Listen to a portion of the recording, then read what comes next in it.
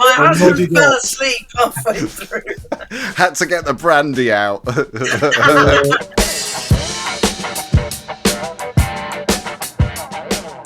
We are talking about brief history of a family, a tale of privilege, rivalry, and secrets.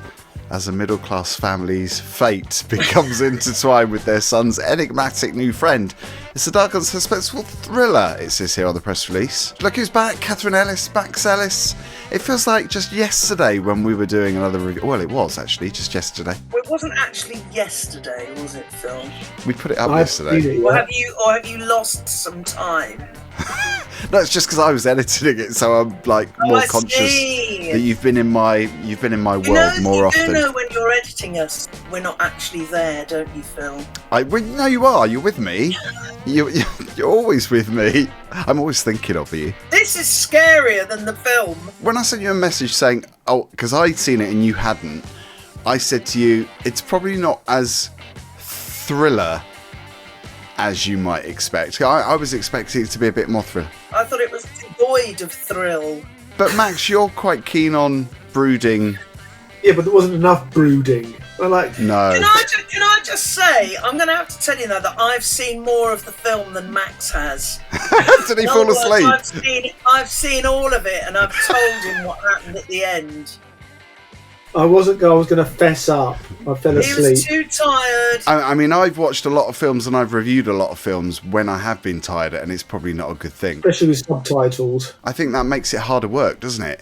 Because you've got to read and try and think about it more. I thought this film was beautifully shot, and I loved all the sets, and it was quite minimalist and futuristic. And I think that having to read the subtitles obviously was a problem in that detracted from just being able to sit back and watch the beauty of the filming, because you were having to read what they said. But then again, they weren't talking all the time. Well, really. That was the thing. They were talking all the time, and then the translation was like one line. See, I quite like that in a way, because it's a bit more mysterious, because you really want to find out about the characters. And I thought initially, because this one child that goes to meet his friend's family, the mother and father, maybe this is spoiling, but I thought there was could have been something deadly about him, or he could have been nastier than...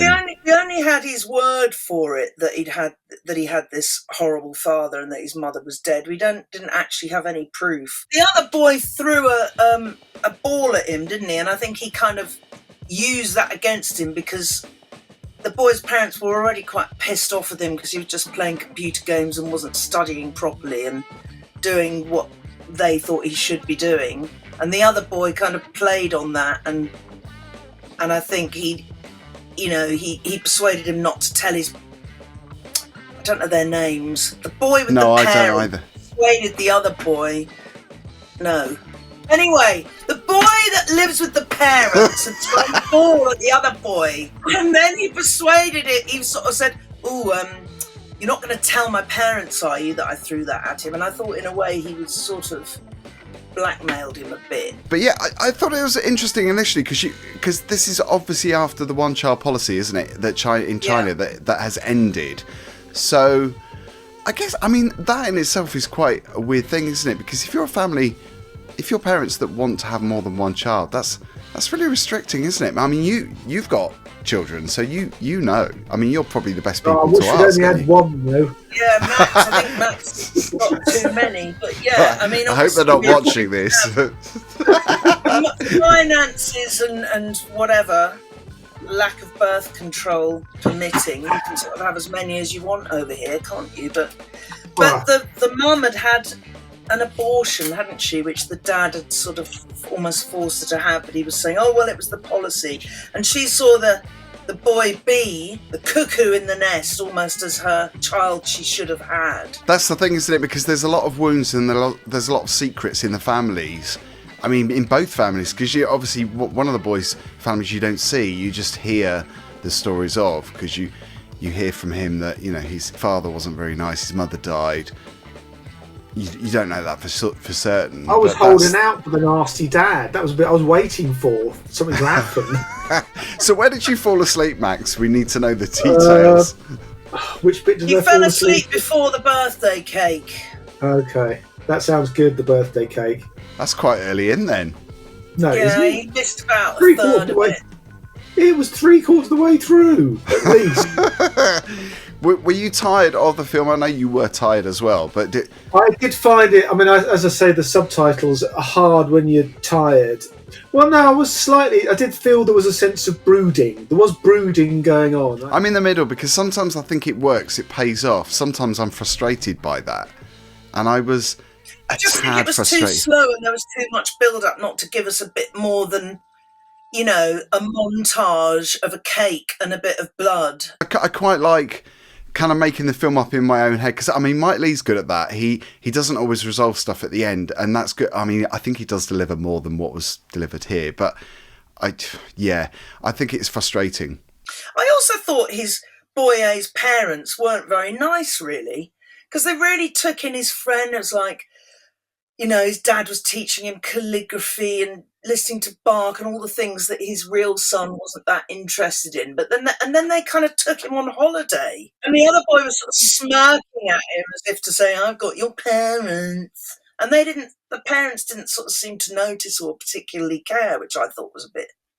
That's a good point, because Jeremy said to me, "I feel really sorry for the boy," and in my head I was thinking there was something wrong with it, or he was going to cause harm to the rest of the family, because obviously we'd seen that initially in the first scene where he knocks his friend off the basketball net. So I thought, it's going to be almost like, I don't know, not like a home invasion, but that kind of film where, you know, you've let someone into your home and all hell breaks loose. He was kind of ignored, and yes, he was quiet, but he wasn't supported either. I mean, okay, he was playing loads of computer games, but he really wanted to do fencing. He didn't want to learn English and go to college, but, you know, that was what his dad had decided he should do. So I just don't think they were... I mean, having been a parent myself, rightly or wrongly, our decision was to nurture them in what they wanted to do and help them as much as possible to fulfill their dreams. Because, I mean... I suppose you do what you haven't had. I didn't necessarily feel super supported about what I wanted to do from certain members of my family. Didn't want my children to feel like that. And so I did feel for him, really. I thought, you know, who are you to say that he won't go on to design a multi-million-dollar video game? You don't know what people are going to do. Not everybody needs to go to college.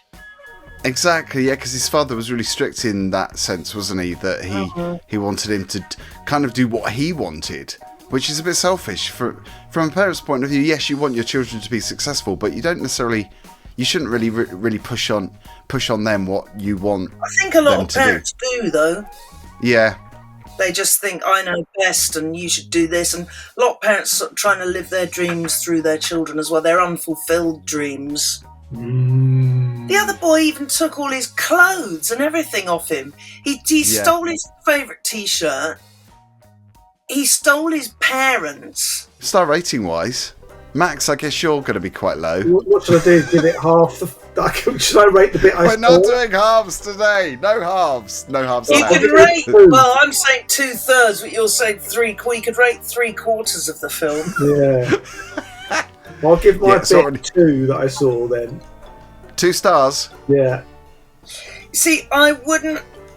The questions I ask myself are, would I recommend this to anybody and would I watch it again? And in this case, the answer is no to both questions. Yeah. What I enjoyed most about it was actually how it looked.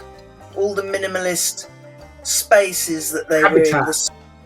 The house with those weird plants growing behind the table, and you know, I thought that was all quite beautiful. It had a very nice aesthetic. But that's why I wanted to see the poor kid's house with the drunk dad. I wanted to see the contrast. That would have been good. That would have been. I don't really understand why we didn't see that. And I think there could have been more about, you know, the fact that it actually says on the press release that it's, you know, it's sort of commenting on the one parent family thing, which I think is really interesting. I don't think it really said enough about that to mention it, to be honest.